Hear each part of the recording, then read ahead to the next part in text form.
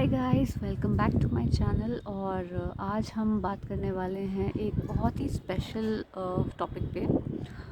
बहुत सारे लोगों के दिमाग में ना एक सवाल हमेशा आता रहता है कि मैं इस लाइफ में कुछ बहुत बड़ा अचीव करना चाहता हूँ, या मैं सक्सेसफुल होना चाहता हूँ, मैं कुछ बड़ा करके दिखाना चाहता हूँ जिससे मेरे परिवार का, मेरे माँ बाप का, मेरे ख़ानदान का नाम रोशन हो जाए, एट्सेट्रा एट्सेट्रा। तो ये जो एक पर्सपेक्टिव है, या ये जो एक नज़रिया है ज़िंदगी को देखने का, ये बहुत अच्छा नज़रिया है। मैं बिल्कुल भी इसे क्वेश्चन नहीं कर रही हूँ, पर इसके पीछे एक ऐसी सच्चाई है जिसके बारे में आज मैं आप लोगों को बताना चाहती हूँ, जो शायद आपको सुन कर के वाकई समझ आएगा कि लाइफ कितनी आसान है, कितनी इजी है, और हम इंसान उसको कैसे कॉम्प्लिकेट कर लेते हैं और किस तरह से चीज़ों को तोड़ मरोड़ के इस तरह देखने लगते हैं कि हमें लगता है ओह, ये तो हमने बहुत टाइम वेस्ट कर दिया, है ना। मतलब अगर हम चीज़ों को थोड़े अलग नज़रिए से देखते तो शायद हम बहुत पहले ही अपनी लाइफ इजी कर पाते, बहुत पहले ही चीज़ों को समझ कर के हम लाइफ में कुछ नए बदलाव कर पाते, या कुछ नया ऐड कर पाते, या जो ज़रूरी था वो कर पाते। तो देखो, मैं एक आपको एक हाइपोथेटिकल सिचुएशन के थ्रू ये बात समझाना चाहती हूँ कि कैसे पता चलता है कि सक्सेस क्या है। बहुत लोगों के लिए पूरी लाइफ किसी एक उद्देश्य के पीछे लगा देना ही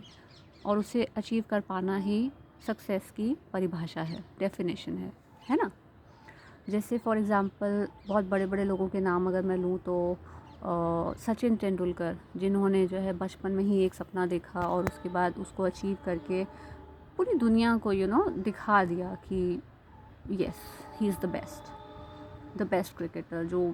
बहुत सारे लोग, बहुत अच्छे अच्छे क्रिकेटर्स आए गए, अभी भी हैं जो रिटायर हुए हैं हाल ही में, या फिर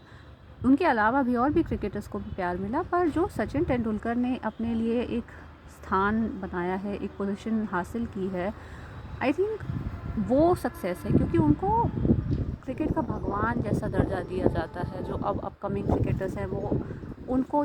लुक अप करते हैं कि हाँ यार, ऐसा कुछ करके दिखाना है, सचिन सचिन सचिन होता है। तो देखो, इसमें कुछ गलत नहीं है।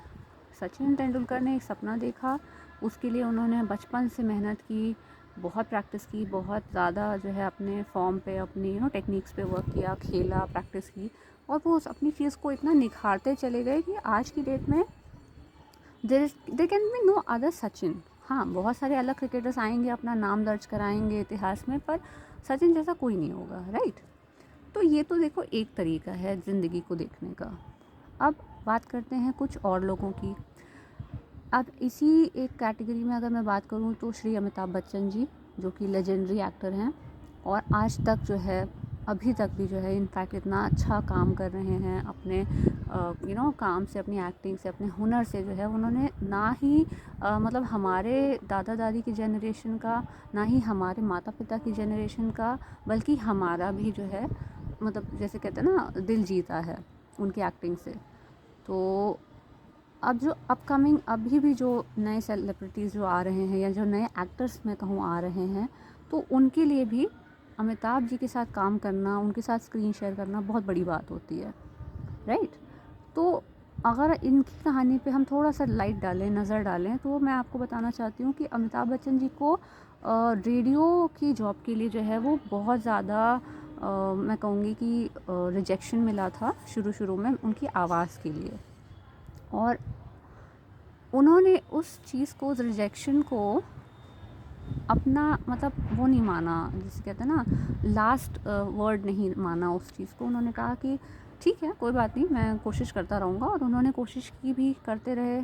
और रेडियो की दुनिया में नहीं सफलता मिली, लेकिन उसके बाद उन्होंने बड़े पर्दे पर जिस तरह से मतलब चीज़ें की हैं, जिस तरह की पिक्चरें, जिस तरह की फ़िल्में, और इतना उनका नाम हुआ, है ना। शोले मूवी से आप अगर देखना चाहें, वहाँ से शुरू करें। इसके अलावा बहुत बहुत सारी फेवरेट पिक्चर्स हैं मेरी, उनमें उन्होंने काम किया है। और फिर उन्होंने बड़े मियाँ छोटे मियाँ में जो है गोविंदा वाली जो मतलब एक कहते हैं ना, एक टाइम आया जो 90s किड्स को पता होगा कि हाँ 90s के जो एक्टर्स थे, चाहे वो सलमान हो, अक्षय कुमार हो, है ना, ऐसे बड़े बड़े गोविंदा, इन सब के साथ भी उन्होंने मतलब साथ में काम किया। Even after working with Dharmendra ji, Rajesh Khanna ji, उन्होंने जो है अपना काम मतलब आने वाली जनरेशन के साथ किया। और उसके बाद अभी भी जो अब जनरेशन आ रही है, चाहे वो वरुण धवन हो या इस तरह के आजकल के जो एक्टर्स हैं, उनके साथ भी वो अभी भी काम करते हुए नज़र आते हैं। तो इसका मतलब क्या हो गया कि उन्होंने जो अपने लिए एक रियलिटी सोची थी, या उन्होंने जो अपने मन में एक छवि बनाई थी कि मुझे ये करना है, तो उन्होंने उस पर गिव अप नहीं किया इवन आफ्टर रिजेक्शन, राइट। तो ये दूसरी कैटेगरी हो गई कि कुछ लोग जो है वो सक्सेस को इस तरह देखते हैं, never giving up attitude, never जो है मतलब पीछे नहीं हटते हैं, वो अपनी लगन में लगे रहते हैं कि हाँ दुनिया जो कह रही है कहने तो हम अपना रास्ते पे चलते जाएंगे और कभी ना कभी हमें मंजिल मिल जाएगी। ठीक है, तो ये हो गई दूसरी कैटेगरी कि इस तरह से भी सक्सेस को परिभाषित किया जा सकता है। अब हम जो आम लोग हैं, वो हर इंसान तो सचिन तेंदुलकर या अमिताभ बच्चन जी के जैसा नहीं हो सकता, राइट, क्योंकि वैसा तो भगवान ने दुनिया में उन्हीं दोनों को बनाया है। हर एक्टर जो है उनके उम्र का, चाहे वो राजेश खन्ना जी हों, जितेंद्र जी हों, धर्मेंद्र जी हों, या और भी बड़े बड़े जो नामी गिरामी एक्टर्स हैं, हर किसी को वो लेजेंडरी मतलब इतिहास में दर्ज करने वाली जो उनकी एक छवि है, वो आप उनके साथ कंपेयर नहीं कर सकते हैं। सबकी अपनी अपनी अलग जर्नी है, यात्रा है। तो ये मैंने आपको सिर्फ एग्जांपल देने के लिए बताया है कि अगर आप इनकी लाइफ स्टोरी पे थोड़ा सा देखेंगे तो आपको समझ आएगा कि सक्सेस किस किस तरह से लोग हमारी सोसाइटी में डिफ़ाइन करते हैं, राइट। अब बात कर लेते हैं आम जनता की, कि जो हम आम लोग हैं, वो हम आम लोग किस तरह से सक्सेस को देखते हैं। तो अगर मैं आजकल की जनरेशन के हिसाब से बात करूँ तो उनका नज़रिया अलग होगा। और जो हमारे माँ बाप के अगर मैं जनरेशन की बात करूँ तो उनका नज़रिया था कि अच्छे से पढ़ना लिखना, अच्छी नौकरी पा लेना, सरकारी नौकरी हो या फिर प्राइवेट वर्क हो, कुछ भी मतलब कोई भी ऐसा काम जो हमारे मतलब माँ बाप का नाम रोशन करे या हमारी लाइफ को आसान करे। क्योंकि उन्होंने हमारे जो हमसे पहले की जनरेशन देखी थी, हमारे माँ बाप ने, उन्होंने देखा था कि उनके माँ बाप को बहुत संघर्ष करना पड़ता था या बहुत मेहनत करनी पड़ती थी, है ना, घर पालना पड़ता था। और सबका एक मेन एम जो था वो यही था कि हाँ अच्छी एजुकेशन लीजिए और उसके बाद अपने पैरों पे खड़े हो जाइए, या आप अपने बच्चों को भी जो है इस लायक बना दीजिए कि बच्चे अपने आप अपने पैरों पे खड़े होकर के अपने आप को संभाल सकें और आने वाली जनरेशन को भी एक अच्छा फ्यूचर दे सकें। तो ये हो गई आम लोगों की सक्सेस की परिभाषा कि हाँ कोई इंसान अगर ये सब कर पा रहा है तो वो सक्सेसफुल है, वो बिल्कुल सही दिशा में अग्रसर है, सही दिशा में जा रहा है। पर अब सवाल ये उठता है कि जब अगर हम इन सब चीज़ों में थोड़ा थोड़ा स्पिरिचुअल जागृति की अगर बात करें कि किस तरह से हमें समझ आता है कि जो लाइफ में चीज़ें होती हैं वो क्यों होती हैं, या हर किसी की लाइफ एक जैसी क्यों नहीं होती है, हर किसी के लिए सक्सेस का टाइमिंग अलग क्यों होता है, हर किसी के लिए सक्सेस का मीनिंग अलग क्यों हो जाता है। तो देखिए इसके पीछे इस विषय पे फिर किसी दिन बात करेंगे, पर मैं आपको ये समझाना चाहूँगी कि हमें कैसे पता चले कि कौन सी चीज़ हमारे लिए बनी है या हम किस चीज़ में आगे बढ़ें जिससे हमारी लाइफ में हमें सक्सेस मिल पाएगा, राइट। क्योंकि आज के टाइम पे क्या है कि इंटरनेट की वजह से कह लें या फिर एक्सपोजर इतना है और प्राइवेटाइजेशन की बात तो इतना कुछ बदल गया है इंडियंस के लिए भी और बाहर की कंट्रीज़ के लिए भी कि हमारे पास ऑप्शंस बहुत ज़्यादा हैं, हमारे पास विकल्प इतने ज़्यादा हैं कि हम कंफ्यूज होते हैं कि अच्छा ये करना चाहिए या ये कर लेना चाहिए। क्योंकि देखिए रिसोर्सेज जो लगाने की अगर बात की जाए तो माँ बाप के पास उतना ही टाइम है, उतना ही पैसा है कि वो अपने बच्चों के फ्यूचर के लिए वो सारा का सारा पैसा, सारा का सारा टाइम इन्वेस्ट करने के लिए और रिस्क करने तक के लिए तैयार हो जाते हैं। तो पढ़ाई भी करना कोई आसान खेल नहीं है आज के ज़माने में, जहाँ पर बड़े बड़े इंजीनियरिंग और मेडिकल कॉलेजेस की सीट खरीदनी पड़ती है, बेसिकली डोनेशंस देने पड़ते हैं, बहुत सारा पैसा लगता है बच्चों की पढ़ाई पे। और वो भी एक तरीके का मैं कहूँगी कि आज के ज़माने में उसे मैं जुआ कहती हूँ। क्योंकि आप खुद सोचिए कि इतने सारे वैकेंसीज़ निकलती हैं और उसमें जितने नंबर ऑफ़ वैकेंसीज़ हैं उससे ज़्यादा लोग जो है वो फॉर्म भरते हैं या इंटरव्यू के लिए जाते हैं, टेस्ट के लिए बैठते हैं, एग्ज़ाम के लिए बैठते हैं, एंट्रेंस एग्ज़ाम देने जाते हैं। उनमें से छँटनी होते होते होते होते फाइनली कितने लोगों को जो है वो सीट मिल पाती है या वो ऑप्शन मिल पाता है कि वो एक पर्टिकुलर कॉलेज में जाकर पढ़ पाएँ या वो एक पर्टिकुलर सरकारी नौकरी के इंटरव्यू तक पहुँच पाएँ या कोई भी प्राइवेट भी अगर कोई ओपनिंग आती है तो उसके वॉक इन इंटरव्यूज़ होते हैं। कितने लोग जाते हैं और कितनों को नौकरी मिलती है। तो कहने का मतलब ये है कि हम तैयारी तो हर बच्चा कर रहा है, पैसा तो हर माँ बाप लगा रहा है अपने बच्चे की पढ़ाई पे, उसके फ्यूचर पे, पर हर किसी को एक प्रॉपर जॉब, एक प्रॉपर सोर्स ऑफ इनकम, एक प्रॉपर नौकरी जहाँ से उसका फ्यूचर सिक्योर होता हो, जहाँ से उसको चीज़ें मिलती हों आसानी से, वो अपनी आगे की जनरेशन के लिए बेफिक्र होके कमा सकता है, जी सकता है, अपना और अपने फैमिली का पालन पोषण कर सकता है। वो सारी चीज़ें क्या उसको मुहैया होती हैं? नहीं। ज़रूरी नहीं है कि हर कोई आपके आसपास का जो इंसान है, वो हर बंदा, हर इंसान जो है वो इसी इसी मैं कहूँगी प्रोसेस में बिल्कुल स्मूथली चल पाता है। हर इंसान कहीं ना कहीं लड़खड़ाता है और इस प्रोसेस में कहीं ना कहीं फेल होता है और इस फेलियर की वजह से ही कहीं ना कहीं हम डिप्रेशन में भी जाते जा रहे हैं, क्योंकि हमें लग रहा है कि हम में कमियां हैं। पर परेशानी की बात यह है कि प्रकृति हमें समझाना कुछ और चाह रही है और हम उसे अलग नज़रिए से देख रहे हैं, इसलिए हम उन चीज़ों को समझ नहीं पा रहे हैं। तो जो मुद्दे की बात है वो ये है कि कैसे पता चले कि हमारे लिए क्या सही है और हमें कहाँ सक्सेस मिलेगा। तो इसके लिए मैं आपको बहुत सीधा सा आपको बहुत सीधा सा उपाय तो नहीं कहूँगी, लेकिन हाँ एक अंडरस्टैंडिंग आप इसको समझ लीजिए। इस कॉन्सेप्ट को हमेशा याद रखिएगा आप ताउम्र, और आगे भी कोई मिले तो उससे ज़रूर बताइएगा, इस वीडियो को शेयर करके भी बताइएगा कि हमें पता कैसे चलेगा। तो देखिए,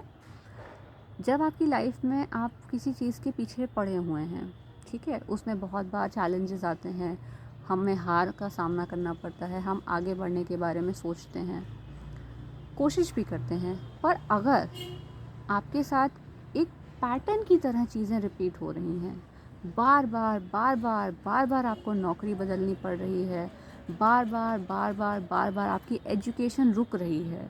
बार बार एक ही तरीके से आपका कोई भी काम हो वो नहीं बन पा रहा है, या जैसे आपने सोचा था, प्लान किया था, उस तरह चीज़ें नहीं आगे बढ़ पा रही हैं। चाहे वो पढ़ाई हो, चाहे वो आपका कोई ट्रैवल प्लान हो, चाहे वो आपका शादी का रिश्ता हो, चाहे वो आपका कोई भी प्लानिंग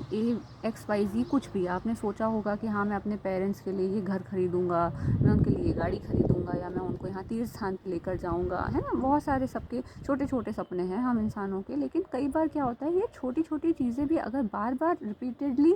ये पैटर्न की तरह देखा जा रहा है कि नहीं बन पा रहा है कोई काम, तो वहीं पर रुक जाइए